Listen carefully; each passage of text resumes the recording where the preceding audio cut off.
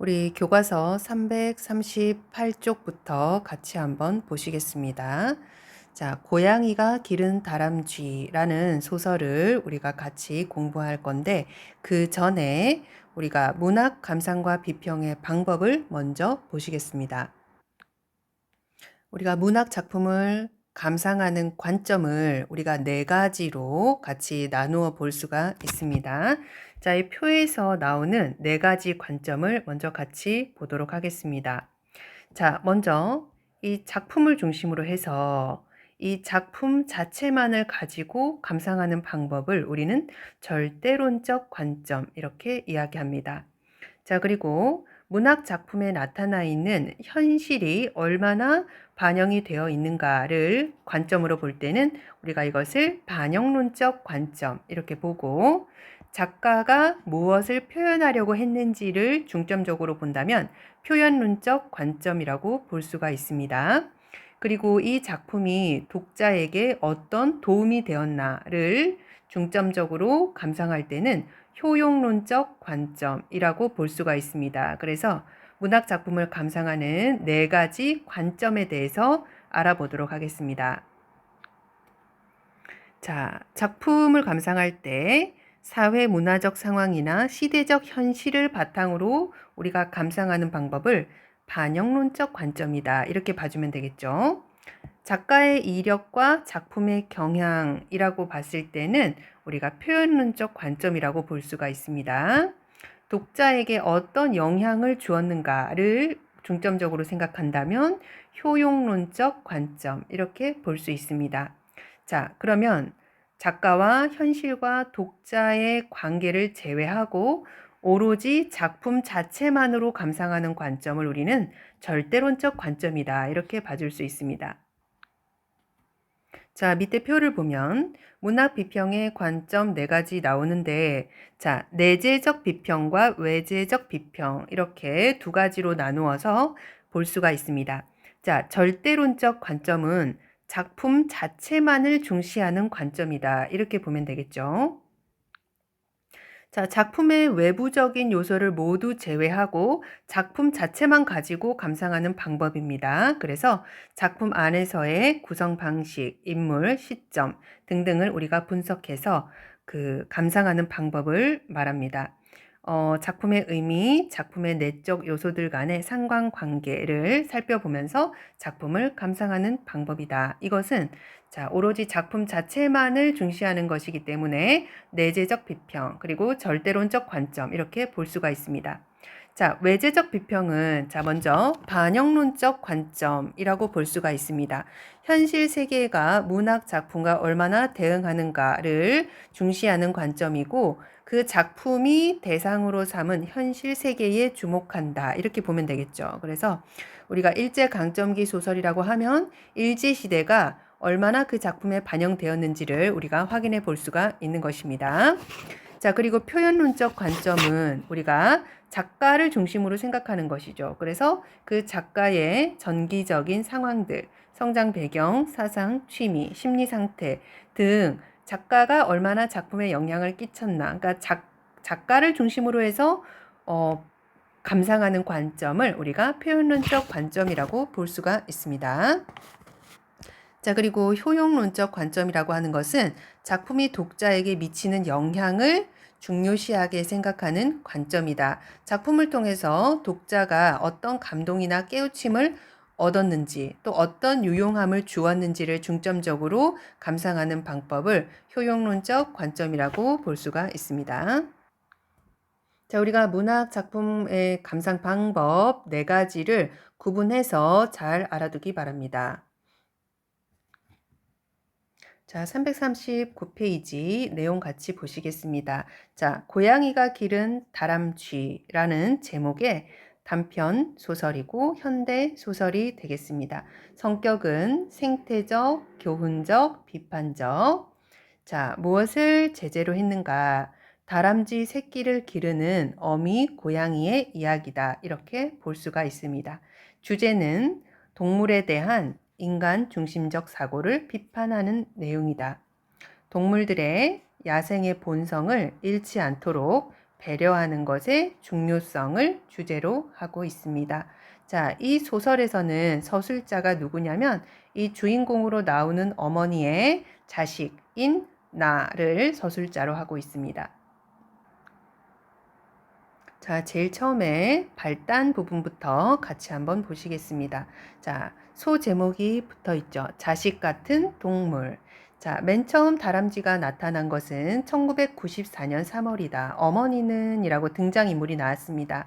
어머니에 대해서 간단하게 이야기하면 자식과 떨어져서 시골에서 홀로 농사를 지으면서 살고 있는 상황입니다. 어머니는 외로운 상황이고 또 인정이 많고 따뜻한 성품을 지니고 있다. 이렇게 볼 수가 있습니다. 자, 어머니는 마당에서 씨 고구마를 고르고 있었다. 추위에 약한 고구마는 조금만 찬바람을 맞아도 얼어서 썩어버린다. 물론 따뜻한 방에다 보관하지만 봄이 되면 썩은 게 절반이다. 환갑을 넘긴 어머니는 점점 농사를 줄이는 중이지만 자식들에게 붙여줄 농사는 최소한으로 지으신다. 고구마, 감자, 고추, 콩, 파, 쌀 농사 따위다. 쌀 농사야 기계로 한다지만 밭 농사는 모두 손으로 해야 한다. 고구마를 좋아하는 자식은 둘째인 나다. 이렇게 돼 있죠. 나다라고 되어 있는데 여기서 나가 등장을 했는데 이 사람이 바로 이 소설의 서술자가 되겠습니다. 이 서술자는 주인공인 어머니와 다람쥐 이야기를 독자에게 전달하는 역할을 한다. 그래서 시점은 1인칭 관찰자 시점으로 볼 수가 있습니다. 자, 소설에서 나라는 인물이 등장했다라고 하는 것은 우리가 1인칭 시점인 것을 우리가 알 수가 있죠. 그리고 주인공이 아니기 때문에 관찰자 시점으로 볼 수가 있습니다. 그날따라 어머니는 내 생각으로 눈을 감고 있었다. 그런데 뭔가 발등을 타고 넘어갔다. 눈을 떠보니 아주 귀여운 다람쥐다. 숱하게 보아온 동물이지만 그날은 특별하게 보였다. 사람이 나이 들면 동물을 좋아한다는 말이 있다. 자연과 가까워진다는 뜻이다. 자, 뭔가 나이 들면서 자연의 이치를 이해한다는 뜻이겠죠. 자연과 가깝다는 말은 죽을 날이 가까워졌다는 뜻도 된다. 아무튼 평소에는 거들떠 보지도 않던 동물이지만 어머니는 다람쥐를 유심히 바라보았다. 겨울잠에서 깬 후 충분히 먹지 못했는지 여위어 보였다. 하긴 아직은 다람쥐들이 배고픈 계절이다. 옛다, 이거 먹으렴. 어머니는 고구마 한 개를 반으로 쪼개서 던져주었다. 다람쥐가 어머니 눈치를 살폈다는 다람쥐가 인간을 경계하는 모습을 보이고 있습니다. 우리 교과서 340에서 341쪽 보시겠습니다. 어머니가 웃어주었다. 괜찮다. 어서 먹으렴. 나는 너를 잡을 만큼 빠르지도 않단다. 너를 잡아서 키울 만큼 부지런하지도 않고 너를 잡아서 팔 만큼 욕심도 없단다. 그러니까 안심하고 먹으렴. 어머니는 다람쥐가 사람 말을 알아듣는다고 생각했다. 어머니는 다람쥐와 대화를 하고 있죠. 그만큼 동물에 대한 애정이 있는 분이다라는 걸 알 수가 있습니다. 그것은 어머니가 가르쳐준 진리였다. 사람하고 가깝게 살아가는 동물 앞에서는 말을 함부로 하지 말라고. 특히 집에서 기르는 짐승들은 사람의 말을 알아들어. 소도 알아듣고 돼지, 개, 닭, 염소도. 쥐는 사람이 기르지는 않지만 사람과 같이 살지. 그래서 쥐도 사람 말을 알아듣는단다. 어머니는 우리에게도 그런 말을 자주 하셨다. 과연 다람쥐는 어머니의 말을 알아들었다. 어머니가 옆에 가도 도망치지 않았다. 하루 이틀 날이 가고 어머니는 그날 일을 까마득히 잊어버렸다. 한 달쯤 지났을까 어머니가 씨감자를 고르고 있을 때 그 다람쥐가 어머니에게 고구마를 얻어먹은 그 다람쥐겠죠. 다시 나타났다. 오냐 너로구나. 그래 잘 왔다. 배고플 텐데 자 먹으렴. 자, 어머니가 다람쥐에 대해서 굉장히 순수한 마음으로 잘 대해주고 있는 모습을 볼 수 있습니다. 이제 조금만 참으면 배고픈 계절은 지나간단다. 그러니까 부지런히 일해서 식량을 모아둬야지. 그래야 겨울부터 봄까지 굶주리지 않거든. 다람쥐는 개미보다 더 부지런하다고 들었는데 안 그러니? 식량 창고를 수십 개나 만들어 둔다던데. 괜찮다. 올해부터 부지런히 일하면 되니까. 어머니가 다람쥐에게 대화를 하고 있는 모습을 우리가 볼 수가 있습니다. 341페이지. 어머니는 하도 반가워서 은연중에, 자, 은연중에는 남이 모르는 가운데 이렇게 단어풀이가 되어 있습니다. 다람쥐를 쓰다듬었다. 그러다가 어머니는 놀라서 일어섰다. 아무리 작은 동물이라고 해도 그놈은 야생 다람쥐가 아닌가. 잘못 건드리다가는 물릴 수도 있다. 다람쥐는 이빨 독이 있는지라 물리면 잘 낫지도 않는데 하지만 다람쥐는 어머니를 전혀 경계하지 않았다. 그제야 어머니는 다람쥐에게 미안함을 느꼈다. 이렇게 되어 있습니다. 미안하다. 미안하다. 사람이란 일에 늘 의심하고 걱정하고 두려워하고 남을 못 믿고 그렇게 평생을 살거든. 그래서 늙으면 교활해지지 이해하렴이라고 다람쥐에게 이야기하고 있습니다. 자, 어머니가 다람쥐에게 미안함을 느낀 까닭 이렇게 보면은 다람쥐는 어머니를 경계하지 않는데 어머니는 다람쥐가 해를 끼칠까봐 경계했던 것에 대해서 미안함을 느끼고 있다. 이렇게 우리가 이해를 해주면 되겠죠. 커다란 집에 혼자 사는 어머니는 마치 말벗을 만난 듯 했다. 이런 부분에서 우리는 어머니의 외로운 처지를 짐작해 볼 수가 있습니다. 다음날 아침이었다. 부엌에서 혼자 밥을 먹는데 그 다람쥐가 나타났다. 어머니는 놀라면서도 반가워했다. 허허 너로구나. 아직 밥 안 먹었지야. 자 가만히 있자. 이 밥그릇은 우리 막내가 먹던 것이란다. 밥그릇. 이 수저도. 참 너는 수저질 할 수가 없지. 막내를 서울로 떠나보낸 지도 10년이 넘는다. 자식들은 철들기도 전에 모두 서울로 떠났다. 어머니는 갑자기 눈시울을 문질렀다. 눈물이 났다. 외로움 때문이다. 그리움 때문이다. 다람쥐가 어머니의 가슴 속에 있는 그리움을 불러낸 셈이다. 이렇게 되어 있죠. 자, 어머니는 왜 다람쥐에게 막내가 쓰던 밥그릇과 수저를 주려고 했을까? 우리 날개 질문을 볼 수가 있죠. 다람쥐를 통해서 자식에 대한 그리움이 느껴져서 밥그릇과 수저를 주려 했다. 자식에 대한 그리움이 다람쥐에 대한 애정으로 전이된 것을 우리가 확인해 볼 수가 있습니다. 자, 많이 먹어라. 아침이 든든해야 해. 요즘 젊은 것들은 아침을 빵에다 우유로 때운다고 하더라만 사람은 아침이 든든해야 써. 내일도 오너라. 알았지? 라고 하면서 다람쥐를 자식을 대하듯이 대화를 하면서 친근하게 대해주고 있는 어머니의 모습을 확인해 볼 수가 있습니다. 교과서 342에서 343쪽을 같이 보시겠습니다. 어머니는 꼭 자식을 보는 심정이었다. 우리 이런 부분을 통해서 외로운 어머니가 다람쥐에게 가족 같은 느낌, 그런 애정을 느끼고 있다는 것을 확인해 볼 수가 있습니다. 어머니는 자식들을 키우는데 평생을 바쳤다. 하지만 자식들이 커버리자 이상하게도 허탈했다. 이게 어머니의 마음이겠죠? 모두 손에 잡히지 않는 곳으로 떠나가 버린 듯 했다. 그날부터 다람쥐는 매일 어머니를 찾아왔다.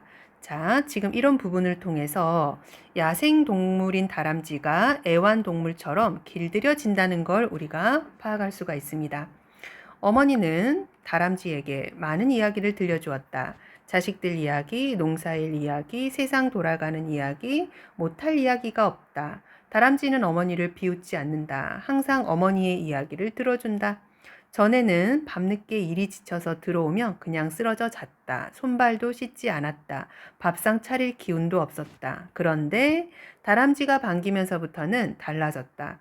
어머니는 아무리 몸이 고달파도 밥을 먹는다. 막내의 밥그릇을 차지한 다람쥐는 이제 하찮은 동물이 아니다 라고 되어 있습니다. 그래서 다람쥐를 가족처럼 느끼고 있다는 것을 볼 수가 있죠.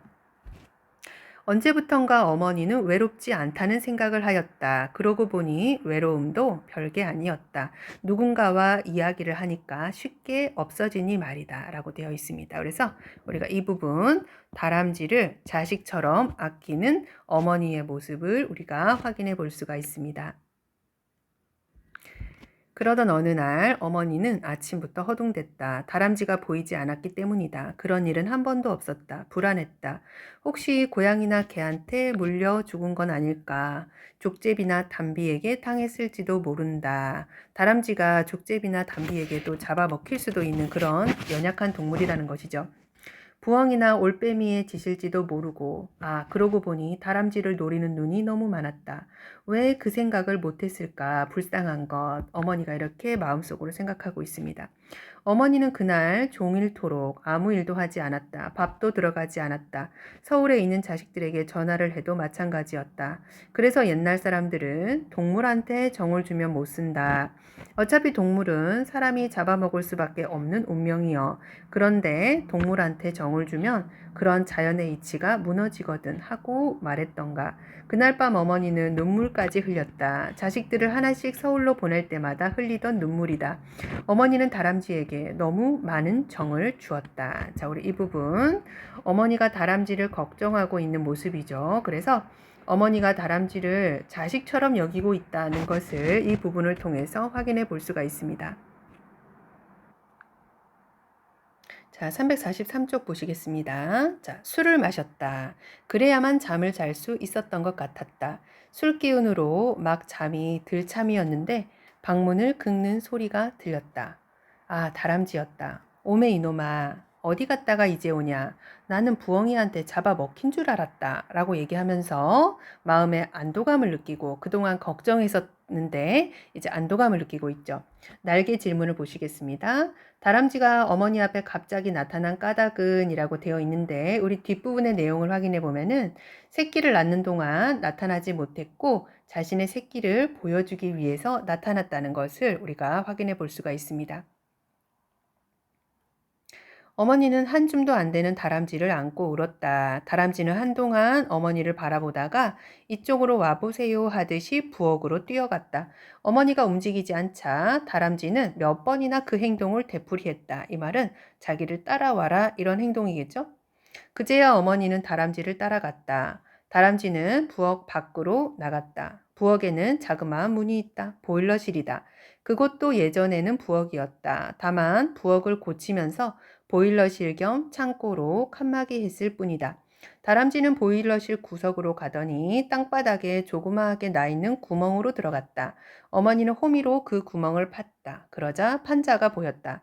판자를 드러내자 커다란 독이 나왔다.